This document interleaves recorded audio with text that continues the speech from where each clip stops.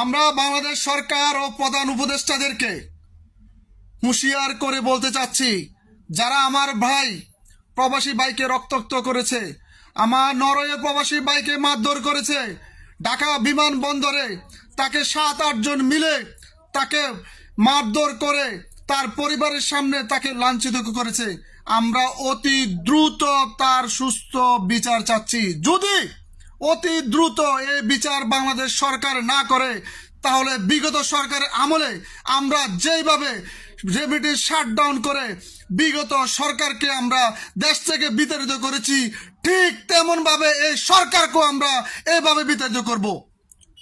একজন প্রবাসী যদি অন্যায় করে থাকে, দেশে আইন আছে, শাসন আছে, বিচার আছে, ওই বিচার তারা বিচার করবে।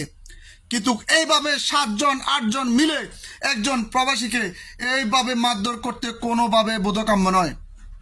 এয়ারপোর্টে কর্মকর্তা বিন্দু যারা এই ঘটনার সাথে জড়িত, তাদেরকে অবিলম্বে বরখাস্ত করার আহ্বান জানাচ্ছি।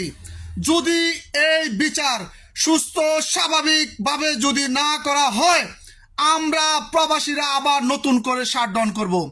আমরা অবিলম্বে বাংলাদেশ সরকারকে আহ্বান জানাচ্ছি, অতি দ্রুত এই ধরনের নিকৃষ্ট কলঙ্ক জাতি যারা আছে তাদেরকে বিচারের আওতায় নিয়ে আসুন।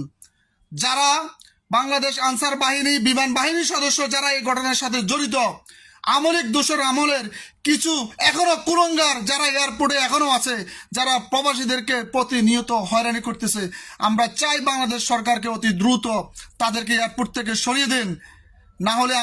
না হলে বিগত সরকারের যে পরিণতি হয়েছে, এই পরিণতি আপনাদেরকে বুক করতে হবে। উপদেষ্টা বিন্দুদেরকে হুঁশিয়ার করে বলতে চাচ্ছি, যদি আমার ভাইয়ের রক্ত যদি বিদায় যায়, তাহলে আপনাদেরকে আমরা ছাড়বো না, আমরা আবার আপনাদেরকে বিতাড়িত করব।